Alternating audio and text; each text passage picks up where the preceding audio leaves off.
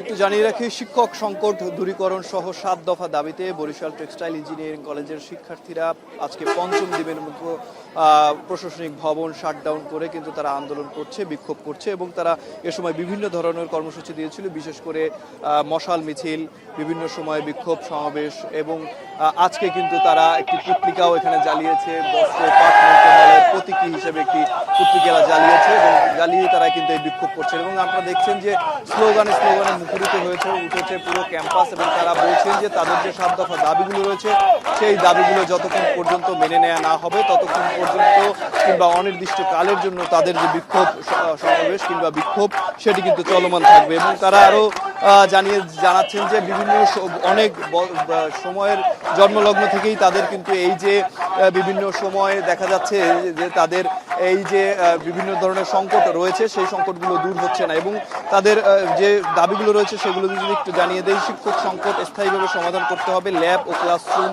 আধুনিকায়ন ও পর্যাপ্ত লোকবল নিয়োগ করতে হবে, ক্যাম্পাসে বরাদ্দ বাড়াতে হবে, 3 মাসের মধ্যে মার্কশিট সহ রেজাল্ট প্রদান করতে হবে, সেমিস্টার ও রিটেক ফি কমাতে হবে, শতভাগ আবাসন প্রদান করতে হবে, ইমপ্রুভমেন্ট সিস্টেম চালু করতে হবে। এরকম 7টি দাবি তারা তুলেছেন এবং আমরা এই মুহূর্তে একজন শিক্ষার্থীর সাথে কথা বলবো আসলে কি কারণে আজকে আপনারা এখানে এই বিক্ষোভ করছেন। গত 5 দিন ধরে আমাদের আন্দোলন কর্মসূচি চলমান এবং শাটডাউন কর্মসূচি আমরা দিয়েছি, মশাল মিছিল আন্দোলন এবং বিক্ষোভ কর্মসূচি চলছে। আজকের যে আমাদের কর্মসূচি, বস্ত্র অধিদপ্তরকে স্মারকলিপি বানিয়ে পত্রিকা প্রদাহ এবং তাদেরকে জুতা নিক্ষেপ করে আসলে প্রমাণ করার চেষ্টা করা যে তাদের অবস্থানটা আসলে কোথায়। আমরা এই দাবিগুলো, আমাদের প্রধান দাবি ছিল যে শিক্ষক সংকট নিরসন করা, এর সাথে 7 দফা দাবি নিয়ে আমরা আজকে এসেছি। আমাদের এই দাবি আমাদের দাবি যৌক্তিক, এই দাবি মেনে নেওয়ার জন্য বস্ত্র অধিদপ্তরকে আমরা অনুরোধ করছি, যদি না মেনে না হয় তাহলে আমরা কঠোর থেকে কঠোর আন্দোলনে যেতে পারি। পঞ্চম দিনের মতো তারা যে আন্দোলন করছে তারা বলছেন যে এই আন্দোলন আসলে যে দাবিগুলো নিয়ে সেই দাবিগুলো যতক্ষণ পর্যন্ত পূরণ না হবে ততক্ষণ পর্যন্ত কিন্তু এই আন্দোলন চালিয়ে যাবে তারা এবং কঠোর আন্দোলনের হুঁশিয়ারও কিন্তু তারা দিয়েছেন। একটু জানতে চাই যে কতদিন ধরে আপনারা এই আন্দোলন করছেন এবং প্রশাসনিক ভবন শাটডাউন করে দিয়েছেন, কার্যক্রম শাটডাউন করে দিয়েছেন, আসলে কি অবস্থায় রয়েছে পুরো কার্যক্রম? আমাদের 5 দিন যাবত এই কার্যক্রম চলতেছে। আমাদের প্রশাসনিক ভবন, একাডেমিক ভবন সকল কার্যক্রম বন্ধ রয়েছে এবং আমাদের একটি ব্যাচের পরীক্ষা ছিল, সেই পরীক্ষা বর্জন করা হয়েছে এবং ইনশাআল্লাহ আমাদের সামনে যতগুলো ব্যাচ আছে আমাদের দাবি না মানে নেওয়া পর্যন্ত এই পরীক্ষা বর্জন চলবে, শাটডাউন কর্মসূচি চলবে এবং আরো কঠিন থেকে কঠিন যদি কোনো পদক্ষেপ আমাদের নিতে হয় সেটা নিতে আমরা বাধ্য হব। দেশের যে 8টি টেক্সটাইল ইঞ্জিনিয়ারিং কলেজ রয়েছে সেই সবগুলো কলেজের শিক্ষার্থীরাই কিন্তু একযোগে এই আন্দোলন চালিয়ে যাচ্ছে এবং এই মুহূর্তে যদি আমরা আরেক শিক্ষার্থীর সাথে কথা বলি যে আপু একটু জানাবেন যে আপনারা বেশ কয়েকদিন ধরে আন্দোলন করছেন, আসলে যে দাবিগুলো রয়েছে সেই দাবিগুলো পূরণ না হলে আপনারা কি কি ক্ষতির সম্মুখীন হচ্ছেন? আমরা ক্ষতির সম্মুখীন, যেমন আমরা শিক্ষক ছাড়া ক্লাস করতেছি, আমাদের ক্লাস হচ্ছে না কিন্তু আমরা অটোমেটিক্যালি সেমিস্টার ফাইনাল দিচ্ছি, তো অটোমেটিক্যালি আমাদের মেধাটা নষ্ট হচ্ছে। আমরা যে উদ্দেশ্যে বিএসসি টেক্সটাইল ইঞ্জিনিয়ারিং পড়া শুরু করতেছি আমাদের উদ্দেশ্যটা হচ্ছে না, আমরা পড়াশোনা ঠিকভাবে করতে পারতেছি না, আমরা জ্ঞানটা পাচ্ছি না, আমরা শুধুমাত্র মুখস্থ বিদ্যার উপর পরীক্ষা দিচ্ছি, তো এটা সম্পূর্ণ আমাদের মেধাটা লস হচ্ছে।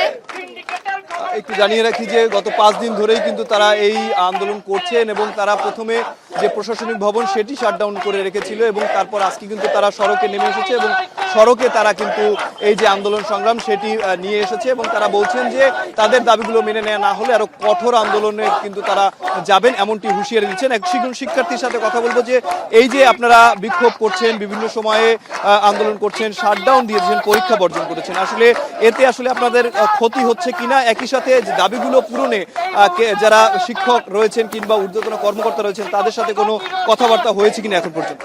আমাদের শিক্ষকের সাথে কথা হয়েছে এবং আমাদের শিক্ষকরা আমাদের দাবিগুলো মেনে নিয়েছে, তারা মোটামুটি আমাদের আন্দোলনের পক্ষে আছে। তারা বলেছেন মন্ত্রণালয়ের সাথে কথা বলবেন, আমাদেরকে এই আশ্বাস দিয়েছে, কিন্তু আমরা চাই লিখিতভাবে মন্ত্রণালয় একটা নির্দিষ্ট সময়ের মধ্যে যাতে সবগুলো শেষ করে তার মতামত দিক।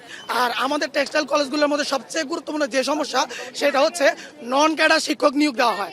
কারণ আপনারা দেখে থাকবেন নন ক্যাডার শিক্ষকরা যখন নিয়োগ পায় তারা বিসিএস পরীক্ষার জন্য প্রস্তুতি নিয়ে থাকেন, যখন তাদের বিসিএস হয়ে যায় তারা মাঝপথে সেমিস্টারের মাঝপথে আমাদেরকে রেখে চলে যায়, তখন আমরা শিক্ষক সংকটের সবচেয়ে গুরুত্বপূর্ণ সময়টা সাফার করে থাকি।